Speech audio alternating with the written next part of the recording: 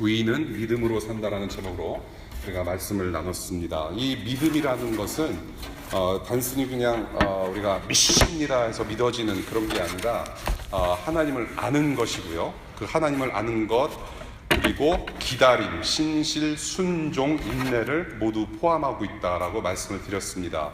그리고 하나님을 믿는 것과 또 하나님 나라라는 그런 하나님께서 우리에게 허락하신 언약과 약속을 믿는 믿음이 아니면 우리는 그 우상을 쉽게 섬기는 그런 존재라는 것을 우리가 지난주 말씀을 통해서 배웠습니다.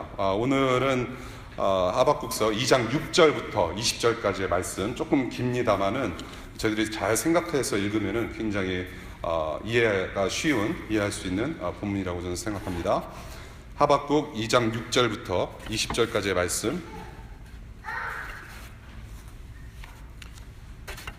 하나님 앞에서 잠잠하라라는 제목으로 우리 말씀 보고 읽겠습니다.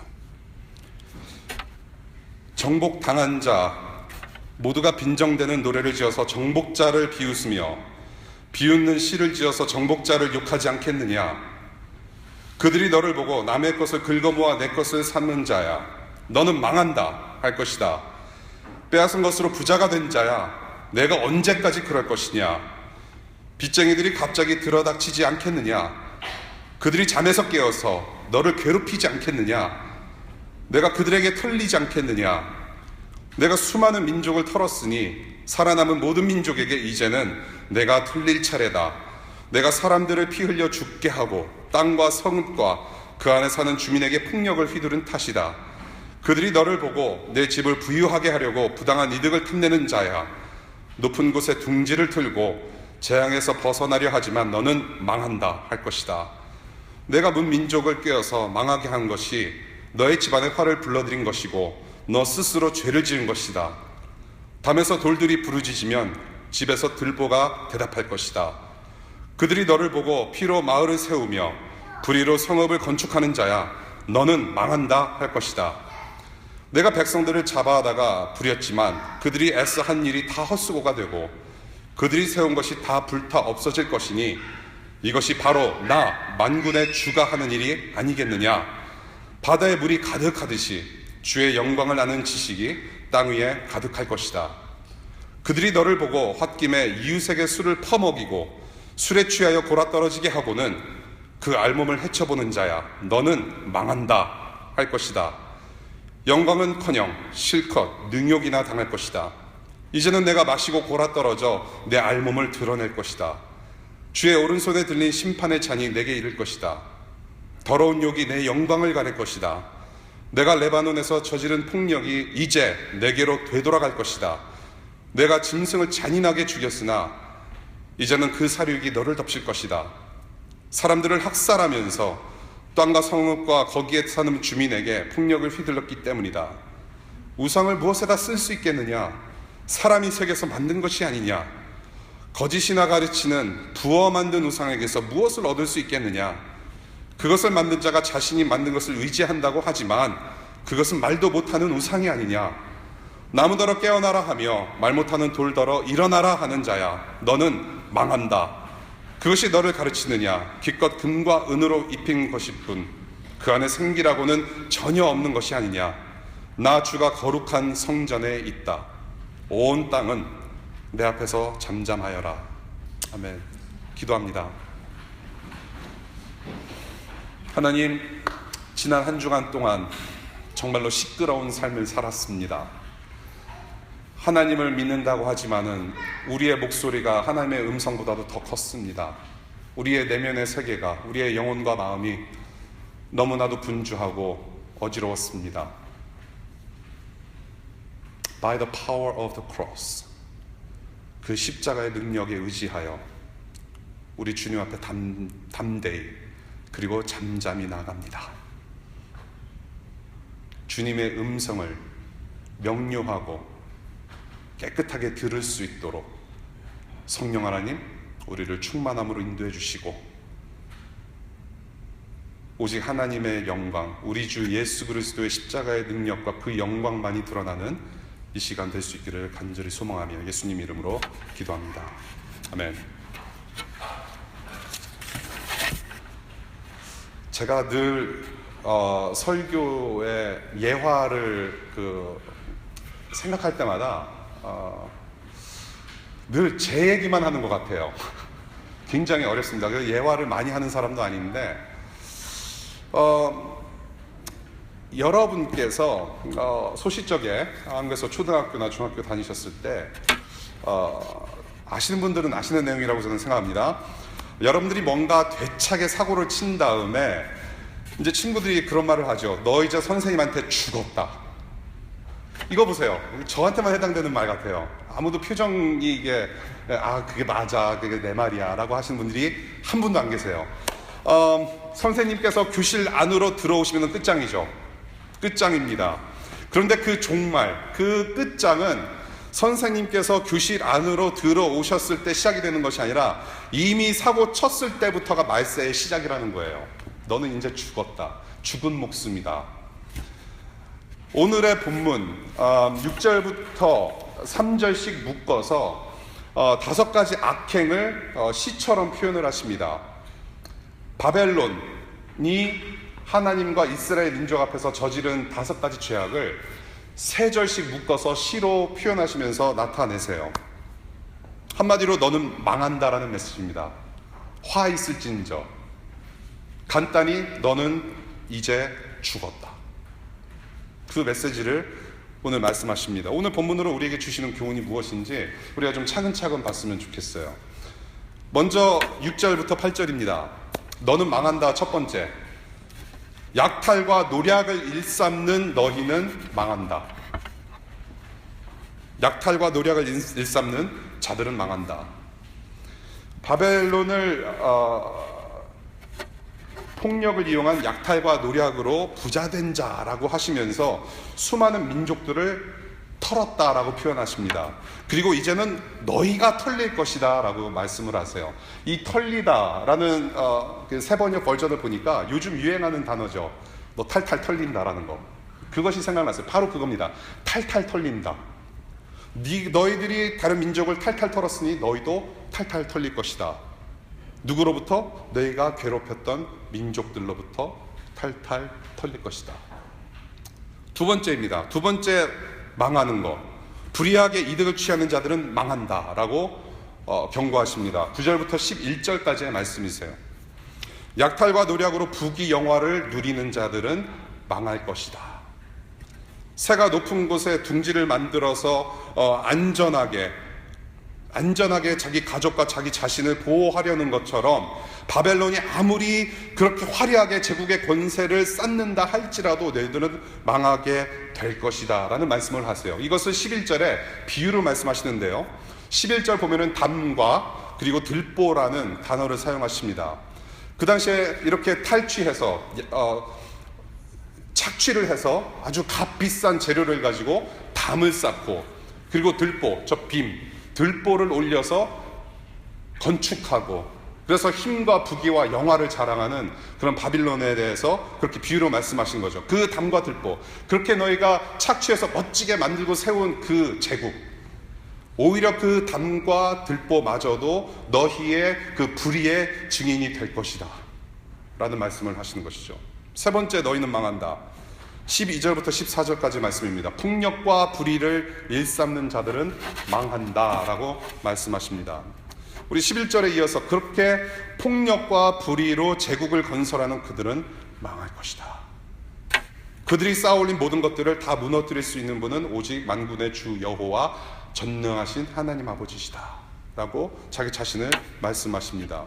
높으신 하나님을 대항해서 아무리 힘과 권세를 자랑한다 한들 물이 바다 덮음같이 하나님의 영광을 아는 지식으로 세상이 가득하게 될 것인데, 그 전능하신 하나님 앞에서는 너희는 흔들리는 촛불과 같다. 아무것도 아니다. 단숨에 무너뜨릴 수 있다라는 말씀을 하시는 것이죠. 마치 하나님의 명성보다 더 높아지겠다며 쌓아올린 바벨탑이 무너졌던 것처럼 너희는 그렇게 폭삭 망하게 될 것이다. 그래서 쭉 보게 되면 하나님의 영광 가득한 그 하나님 나라 vs 이 세상 나라를 그렇게 비교하시는 것이죠. 하나님의 나라와 세상 나라. 네 번째, 너희는 망한다입니다. 15절부터 17절까지의 말씀인데요, 남의 수치를 드러내는 자들은 망한다라고 경고하십니다. 권력자가 약자들에게 강제로 술을 먹이고요. 술에 취하면은 몸을 가두지 못할 때 옷을 벗기고 수치를 준다, 추행한다라는 것이죠. 그래서 권력과 술과 성적인 어떤 타락, 우리가 흔히 보는 거잖아요. 권력이 있으면 술을 마시게 되고, 술을 마시고 자신의 어떤 그런 재정적인 능력을 가지고 사람들을 휘두르고 성적으로 타락하게 되는 모습을 많이 봅니다. 이 삼위일체, 술, 권력, 성적 타락, 이 삼위일체를 이룬 범죄 현장을 이 지금 15절부터 17절까지 묘사를 하고 계시는데요. 그 수치를 너희가 준 대로 너희들은 그렇게 당할 것이다 라고 경고하세요. 또 다른 수치를 말씀하십니다. 레바논에 대해서 말씀하세요. 그냥 단순히 이스라엘 민족에게 너희는 왜 이렇게 괴롭혔느냐, 이제 너희는 망할 것이다, 이스라엘 민족을 대항해서 나쁜 짓을 저지른 바벨론, 단순히 이스라엘 민족뿐만 아니라 레바논에게 행한 그 악행까지도 주님께서는 기억하시고 지금 말씀을 하세요. 무슨 악행을 저질렀느냐, 그때 당시 여러분들 그 솔로몬 당시 솔로몬 왕이 이렇게 성전을 건축하고 그 건축 자료를 모으는 어떤 그런 성경 말씀을 여러분들 보실 때 그 백향목이라는, 그리고 성경 구석구석에 백향목이라는 그런 나무 이름을 보신 적이 있을 거예요. 레바논 백향목이 그 당시 최고입니다. 지금 아이케아나 보르네오 가구에서는 볼 수 없는 백향목 나무, 그것을 싹쓸이했다라는 것이요. 그것뿐만이 아니라 이 레바논 안에 있는 짐승까지 다 사냥해버려서 아주 씨를 말려버리는, 백성들을 죽이고 살육하고 나무 대 다 베버리고 짐승까지 다 싹쓸이해가는 그런 악행을 우리 하나님께서 다 기억하셨습니다. 그 기억하신 것을 오늘 15절과 17절, 16절에서 말씀을 하시는 것이죠. 자연까지 폭력의 대상으로 일삼는 자들의 횡포를 그래서 고발을 하세요. 그 다음 마지막 18절부터 20절까지 너는 망한다. 누가 망하느냐? 우상을 섬기는 자들은 망한다라고 하세요. 우상은 여러분들 생명체가 아닙니다. 우상은 생명체가 아니에요. 그래서 사람과 인격적인 관계를 맺을 수가 없어요. 우상의 특징입니다. 우상은 생명체가 아니에요. It's not a living thing. 늘 급한 쪽은 항상 인간입니다. 인간들이 항상 급해요. 우상 앞에서 너무나도 급해요. 엘리야 선지자와 바야 선지자들이 맞짱을 떴을 때도 누가 항상 급했습니까? 왜 우리 신은 우리 불을 내려주지 않느냐? 그래서 자기를 자학하고 학대하고 자기 자신을 쳐서 정말로 막 그런 부르짖는 그 성급함, 그 급한 마음, 그런 굉장히 익스트림한 그 모습은 누가 보여줬나요? 바로 우상 숭배자들이 보여준 것이죠. 우상은 생명체가 아닙니다. 인간이 우상을 만들어내고 그 우상을 하나님으로 여기고 열과 성을 다하여 섬깁니다. 그렇게 우상하는 자들은 망한다라고 분명히 말씀하세요. 우주적 성전에 하나님께서 지으신 이 천지 만물이라는 이 우주적 성전에 하나님께서 지금 함께하고 계시고 잠잠히 하나님을 예배하라라고 하면서 20절이 끝나요. 그렇게 해서 2장이 마무리됩니다. 그 하나님을 확인한 이 하박국이 이제는 3장에 가면 하나님께 기도하며 찬송의 노래를 합니다. 이 바벨론의 5가지 행악을 봤는데요, 악한 자들은 반드시 심판하신다라는 하나님의 그런 의지를 보게 됩니다. 말씀하신 이 모든 죄악된 세상의 공통점이 이 5가지 그 너는 망한다라는 그 본문 속에서 우리는 보게 됩니다. 여러 공통점이 있는데요, 그 공통점을 보면서 우리 공동체가, 저와 여러분들이 앞으로 어떻게 살아가야 될 것인지를 좀 제시받는 그런 시간이 됐으면 좋겠어요. 첫 번째 공통점은 무엇이냐면 부메랑입니다. 부메랑. 영어로는 부머랭. 주님은 너가 망한다 라고 경고하시면서 너희가 한 그대로 되돌려 받을 것이다, 너희가 한 만큼 그대로 너희들은 망하게 될 것이다 라고 계속 반복해서 말씀을 하세요. 부메랑이에요. 던진 대로 받는다. 우리 우리 한민족의 속담 중에 상당히 성경적인 신학적인 속담들이 많습니다. 우리 그 성경적인 속담을 보기 전에 우리 갈라디아서를 한번 볼게요. 갈라디아서 6장 7절과 8절의 말씀인데요. 하나님의 어떤 그 품성에서 나오는 법칙입니다. 무엇이냐면 갈라디아서 6장 7절 8절, 자기를 속이지 마십시오. 하나님은 조롱을 받으실 분이 아니십니다. 사람은 무엇을 심든지 심은 대로 거둘 것입니다. 자기 육체마다 심는 사람은 육체에서 썩을 것을 거두고 성령에다 심는 사람은 성령에게서 영생을 거둘 것입니다. 무슨 속담이 생각나시죠? 뭐 심은 데 뭐나고 뭐 심은 데 뭐난다. 콩 심은 데 콩나무, 판 심은 데 팥 나는 거예요. 콩 심은 데서는 절대로 팥이 나올 수가 없어요. 팥 심은 데서는 절대로 콩이 나올 수가 없어요. 하나님을 대적하면 대적한 방법 그대로 망하게 된다는 것을 오늘 본문 구석구석에서 반복적으로 우리가 보게 되는 것이죠. 지금 여러분들의 일상, 여러분들이 지금 매일같이 이 워싱턴 DC 안에서 살아가는 모습 속에서 우리에게 지금 나에게 되돌아오는 것은 무엇일지, 앞으로 나에게 무엇이 다시 리턴돼서 올지를 한번 생각해 보시기를 바라요.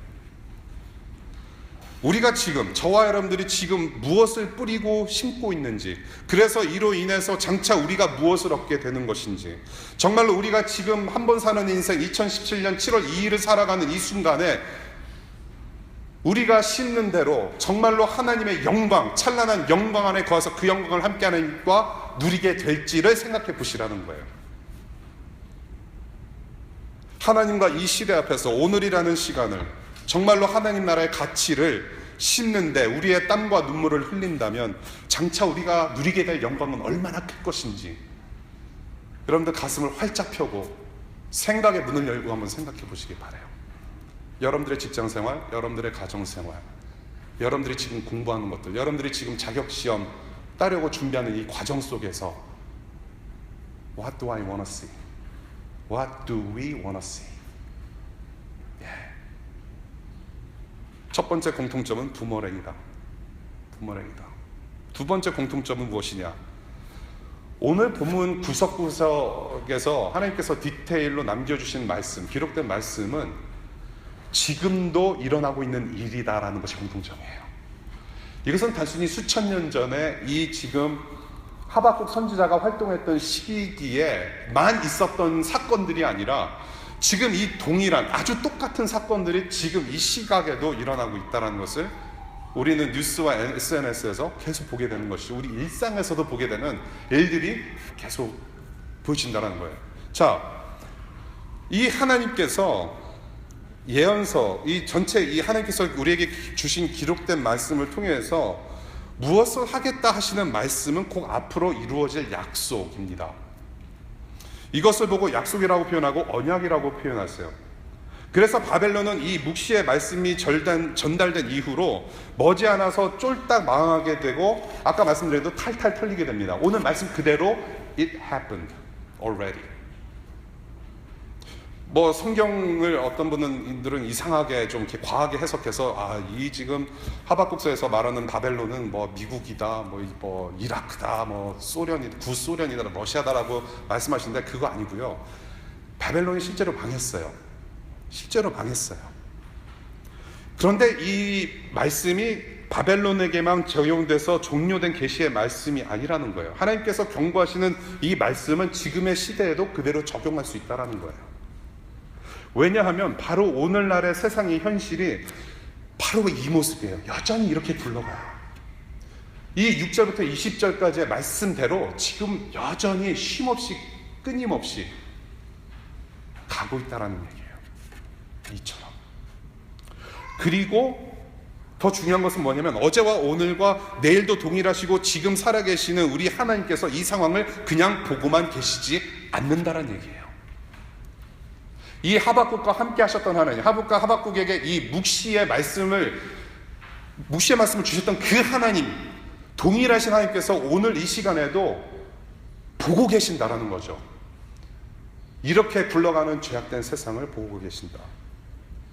이게 매일같이 뉴스에서 보는 내용입니다. 그런데 그 뉴스를 우리만 보는 것이 아니라 그 뉴스거리들을 지금 하나님께서 보고 계신다는 거예요. 관심 두신다는 거예요. 본문에서 계속 폭력을 얘기합니다. 공통점이에요. 계속 폭력을 얘기해요. 모든 악행은 폭력과 다 연결되어 있는 것처럼 주님께서 말씀을 하세요. 제가 내리는 폭력의 정의는 이거예요. The definition of violence. 폭력은 무엇이냐? 하나님의 형상대로 지음받은 사람을 무시하고 무너뜨리는 행위를 저는 폭력이라고 하고 싶어요. 그냥 우리가 단순히 생각했을 때 폭력, violence, 폭력은 단순히 옆에 있는 사람 주먹으로 때리는 게 폭력이 아니에요. 꼬집는 게 폭력이 아니에요. 사람, 하나님의 형상대로 지음받은 이 거룩한, 이 존귀한 존재를 무시하고 짓밟고 무너뜨리는 그 모든 행위를 저는 폭력이라고 말하고 싶어요. 하나님의 자녀답게 살아가지 못하게 하는 인권 박탈, 인권 유린, 저는 그것을 다 포함해서 저는 폭력이라고 저는 보고 싶어요. 타락 때문에 발생한 이 폭력, 아담과 하와 때부터 하나님을 거역하고 죄가 들어오면서부터 우리의 operating system, OS가 바뀌었어요. 이제는 선하신 하나님만 바라보며 옆에 사람들, 우리의 자녀들, from generation to generation, 세대와 세대 간에 선하신 하나님만 바라보며 선함을 추구하는 인간들로서 만들어졌는데 그 모판이 뒤집어졌다는 얘기죠. 폭력으로 operating이 된다는 얘기예요. 그 since then, 그때부터 가족 안에서야, 학교와 직장에서, 나라와 나라 사이에 정신적, 육체적 폭력을 가해서 약자를 쓰러뜨리고 경쟁에서 이겨야만 살아남을 수 있는 약육강식의 세상이 되어버렸다는 거예요. 그것이 우리의 마음속에 그냥 깊이 박혀있는 거예요. 그것이 우리의 operating system이에요. 우리의 돌아가는 삶의 방식이고요, 세상살이의 어떤 방법이 되어버렸어요. 우리 모두가 폭력적이에요. 우리가 모두가 폭력자고요, 우리 모두가 피해자이고요, 동시에 우리는 가해자다라는 거예요.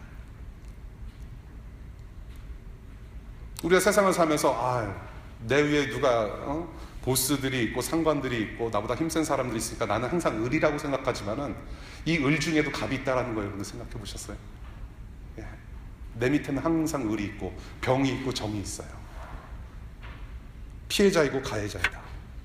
폭력은 단순히 육체적인 피해를 입히는 것뿐만 아니라 잠시 말씀드린 대로 정신적인 고통을 느끼게 하는 것 또한 저는 폭력이라고 저는 봐요.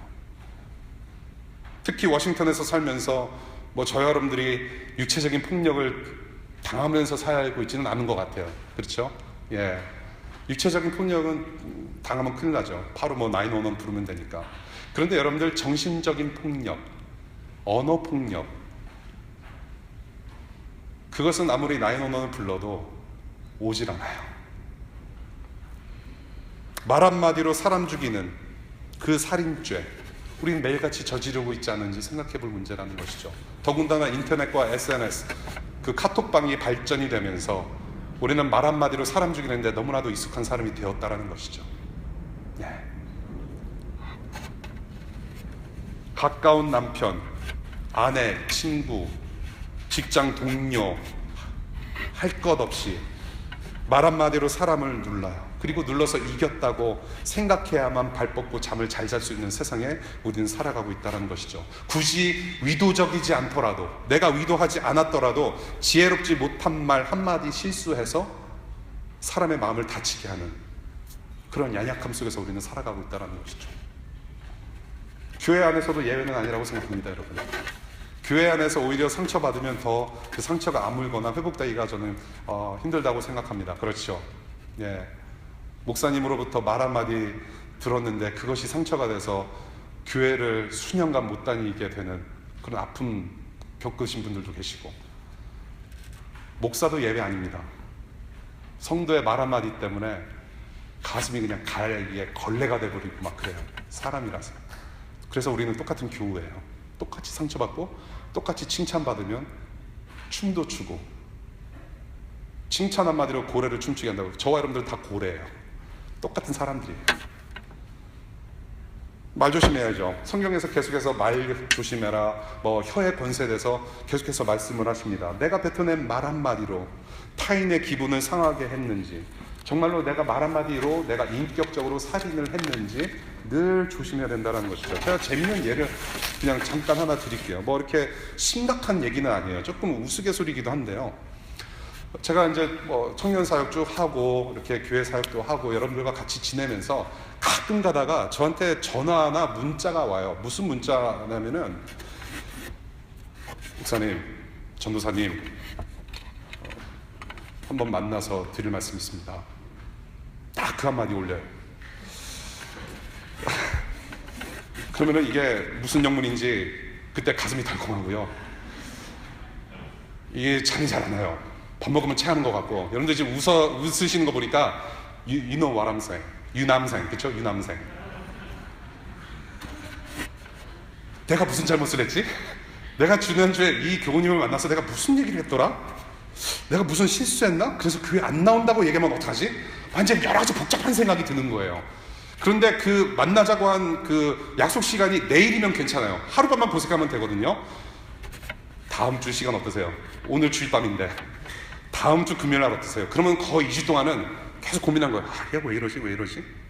그래서 여러분 중에 혹시라도 저를 만나겠다고 문자나 전화하신 분 중에 혹시 무슨 일인지 미리 나한테 말해주면 내가 미리 생각하고 같이 대화 나누면 안 될까라는 문자를 되돌려 받으신 분들 계실 거예요. 예, 불편해요, 여러분. 예, 그다지 불편한 거 아니에요. 막 쓰러질 정도로, 막 기절할 정도로, 막 죽고 싶을 정도로 그런 거 아닌데 그냥 불편해요. 불편해. 찝찝해요. 왜 나를 만나자고 하는 것일까? 그것을 굳이 오늘 본문의 예로 들자면은 저는 정신폭력이라고 생각하고 싶어요. 일주일 동안 계속 정신적으로 폭력당하는 거예요. 얘가 왜 나를 만나자고 하지? 만나자고 하면 만나는 이유나 대화 주제라도 알려주면 좋지 않습니까, 여러분? 여러분들 친구들 중에 그렇잖아요. 선배들 중에 좀 만나자? 뚝 한번 이렇게 한마디 툭 뱉어놓으면 이 선배가 왜 만나자고 하는 거지? 내가 뭐 잘못했나? 네. 사소한 것에도, 이처럼 사실 사소한 것에도 서로 불편한 지간이 되었다는 거예요. 왜 이렇게 불편한 지간이 되었을까요? 그냥 만나면 되잖아요. 우리가 남이가 만나면 만나는 건데 괜히 불편해요. 왜 그런가 생각을 해봤더니 이게 우리가 사는 세상이에요. 너 나 좀 보자. 너 나 좀 보자라는 정신폭력에 우리는 늘 노출되어 있기 때문에 그래요. 부모님으로부터, 우리 학교 선생님으로부터, 선배로부터, 직장 상사로부터. 너 나 좀 보자. 도대체 왜 보자는지 이유도 없이 정신폭력이에요. 언어폭력. 우리는 이런 폭력에 길들여지도록 만들어지지 않았다는 거예요. 사실은. 예. 저와 여러분들은 폭력의 어떤 대상이 아니라 혹은 가해자가 아니라 우리는 이렇게 지음받지 않았어요. 서로 사랑으로 보살피고 섬기고 오직 하나님의 선하심만을 추구하는 하나님의 형상으로 지음받은 사람들이에요. 그런데 폭력을 정당화하고 폭력으로 살아가도록 타락하게 된 주된 원인이 있다는 것이죠. 왜 이렇게 우리는 살아갈 수밖에 없는 것인가? 왜 남을 눌러야만, 왜 남을 말로라도 눌러야만 우리는 살아갈 수 있는 것인가? 라고 하고 봤더니 바로 우상숭배가 그 중심에 있었다는 것이에요. 그것이 바로 세 번째 공통점이에요. 첫 번째는 부메랑이고요. 두 번째는 이 모든 오늘 주님께서 주신 말씀이 오늘 지금 현상이고요. 세 번째는 하나님을 섬기지 않은 그 우상이 문제라는 거예요. 왜 우리는 이렇게 살아갈 수밖에 없는가? 왜 폭력을 주고받으면서 살아갈 수밖에 없는가? 우상이 문제라는 거예요. 그래서 저는 그 18절, 19절, 20절에 우상을 섬기지 않는 자들은 망한다. Woe to you, idol worshippers. 전 거기서 클라이막스를 이뤘다고 생각하는데요. 모든 악행들의 공통점은 뭐냐면 우상 숭배가 문제라는 거예요. 하나님을 섬기지 않고 다른 것들을 섬기니까 평화로울 수가 없어요. 우상을 섬기니까 폭력적일 수밖에 없어요. 아까 제가 엘리야의 그 예를 잠시 들었던 것처럼 자기를 자극해요. 자기에게 폭력을 가요.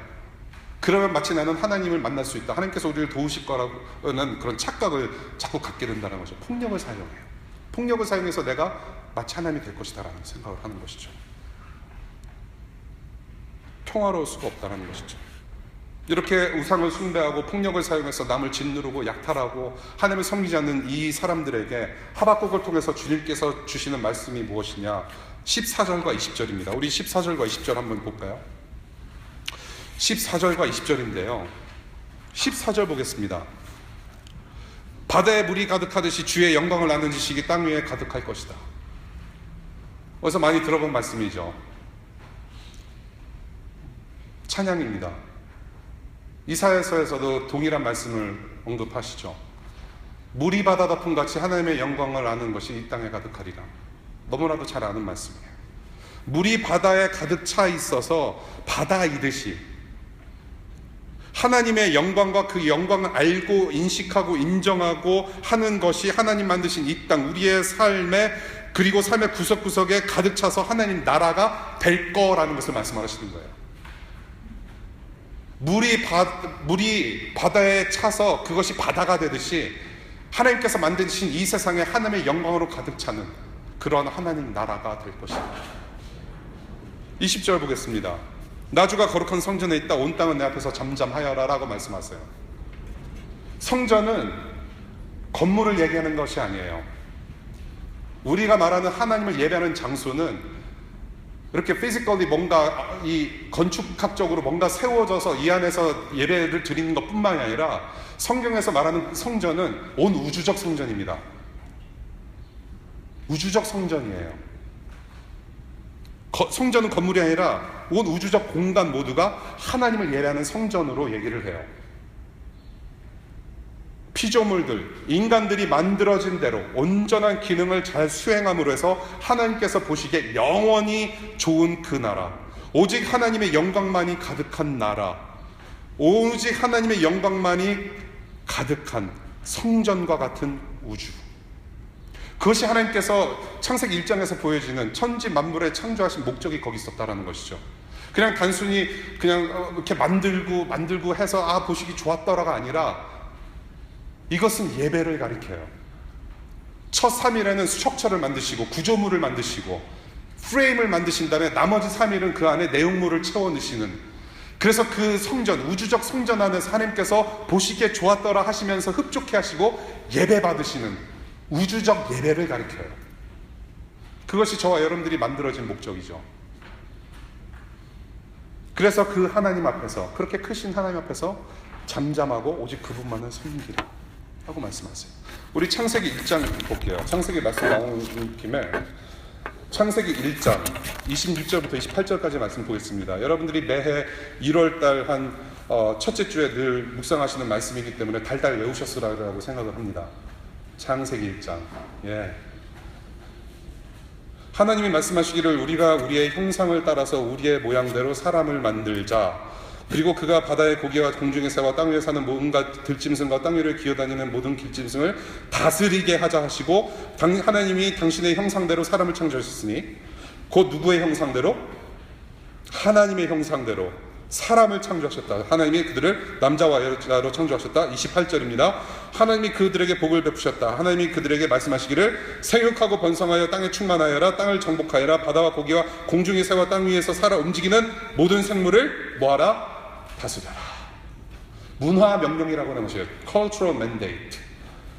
하나님께서 형상대로 유일하게 지은 그 인간들을 통해서 함께 그 창조 목적을 이루시기를 원하셨던 거죠. 같이 다스리시고 같이 창의적인 어떤 능력을 가지고 하나님의 나라를 번성하는, 그래서 에덴 동산 밖으로까지 계속해서 하나님의 영광을 선포하며 하나님의 존재를 선포하며 하나님의 영광을 드러내며 다스리는 그런 청지기의 역할을 감당했던 사람들이 바로 인간들이었다라는 것입니다. 하나님만 섬기라는 거예요. 다스리고 정복하고 번성하라는 것은 하나님만 섬겨라. 하나님을 계속해서 선포해 나가고 그 하나님의 창조의 일을 계속해서 같이 한번 해보자. 그래서 궁극적으로 하나님만 예배 받으실 수 있게, 이 세상이, 이 땅이 하나님의 영광으로 가득 차게, 마치 뭐와 같이? 물이 바다 덮음 같이. 그렇게 하나님의 성전을 이루어 가시는 그 하나님의 역사에 동참시키시는. 그래서 이 세상에서 제 아무리 힘있다 한들 아무런 소용이 없다.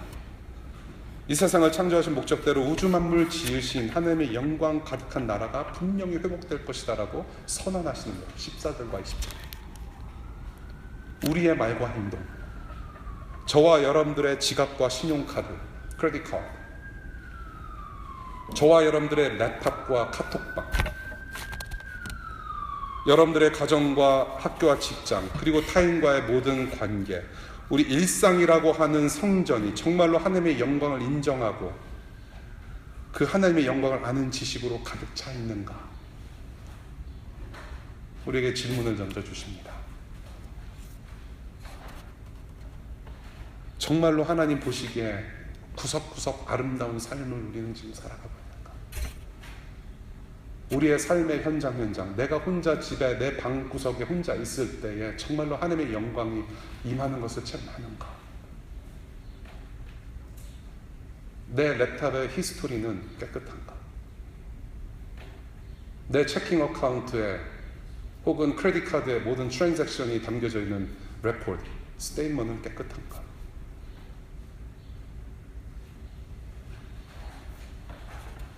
그래서 내 삶의 구석구석에 정말로 하나님의 나라가 임했는가? 예수 그리스도 오시는 날까지 이것은 저와 여러분들의 숙제입니다. 물이 바다를 덮은 같이 하나님의 영광을 보는 것이 정말로 가득한 삶을 살아가는, 여전히 부족하고 연약하고 죄악된 우리의 그러한 모습들 때문에, 그 하나님 나라 회복 때문에 바로 예수 그리스도께서 오신 것이죠. 이 예수를 좀 생각해 봤으면 좋겠습니다. 우리의 죄악이 부메랑이 돼서 영원히 멸절될 수밖에 없는 그런 저주로부터 우리를 구해내시기 위해서 지금 이 시간에도 포갑이라는 그런 오퍼레이팅 시스템에서 우리를 구해내시고 그것을 절단해내시기 위해서 우상을 다 멸하시고 오직 하나님만 섬기는 나라를 위해서, 그래서 그 우리를 만드신 창조 목적을 회복시키기 위해서 하나님의 것으로 만드시기 위해서 우리 예수 그리스도께서 이 땅에 오셨다는 것입니다. 그 하나님 나라 회복을 위해서 우리의 죄값을 우리 예수께서 대신 지셔야 하는 것이죠. 오늘 본문의 모든 악행들, 사실 오늘 모든 본문의 악행들을 쭉 살펴보면 다 예수님께서 당하신 것들이에요.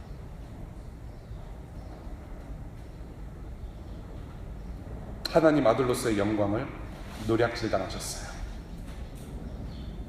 강탈당하셨어요. 마지막 입으셨던 옷까지도 노략질을 당하셨어요. 우리는 그것을 제비 뽑아서 서로 나눠 갖겠다고 조롱을 했어요.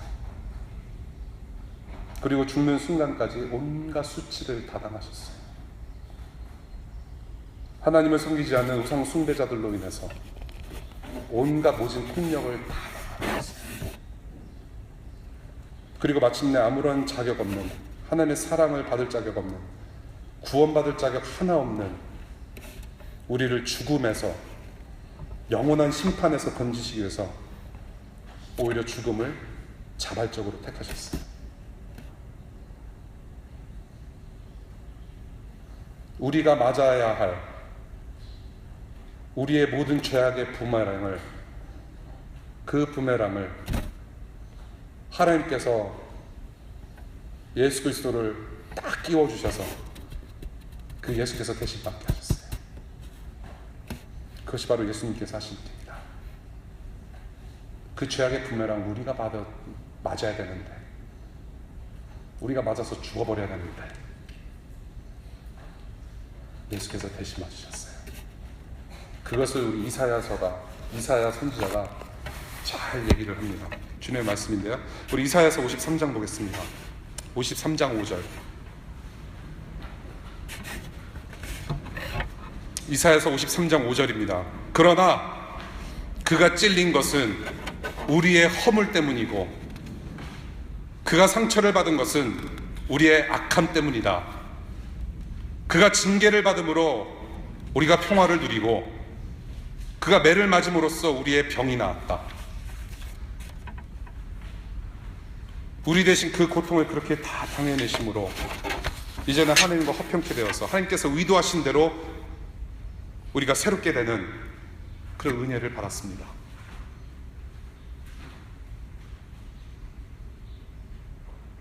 (53장 4절) 볼게요.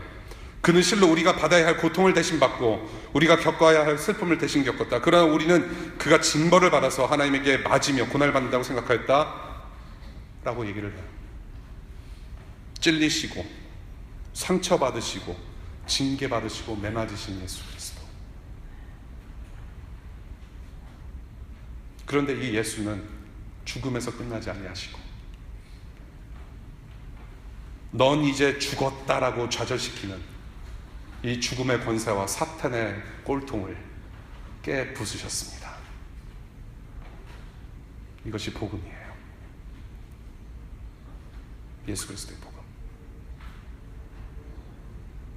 사랑하는 여러분, 말씀을 서서히 맺어갑니다. 하나님의 세상을 포갑하며 거역하는 악한 자들을 멸하시는 하나님의 때는, 그 심판의 때는 반드시 옵니다. 악한 자들의 심판은 우리에게는 곧 구원을 의미하죠. 주님의 언약의 말씀은 곧 성취입니다. 반드시 이루어질 것입니다. 하나님 나라라는 주님의 약속은 주님의 때 분명히 이루어집니다. 그 주님의 때는 아무도 알지 못하지만 언젠가는 반드시 옵니다. 그것이 오늘이 될 수 있고 내일 아침이 될 수 있고 1년 후가 될 수 있고